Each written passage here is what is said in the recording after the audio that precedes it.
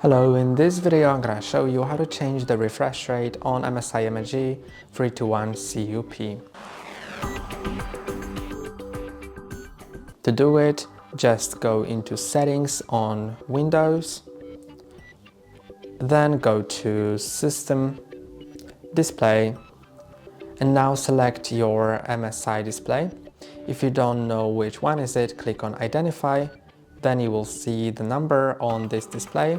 So in my case it's number 2.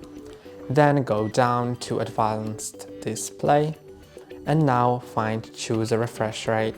By default it may be set to 60 Hz, which is kind of low considering the fact that this display supports up to 144 Hz. So I would suggest putting it on the highest refresh rate so it utilizes the whole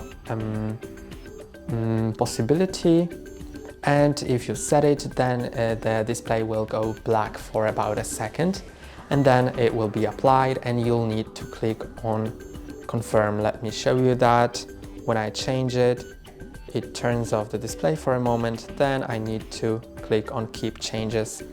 That's all for today. Don't forget to like and subscribe. See you next time.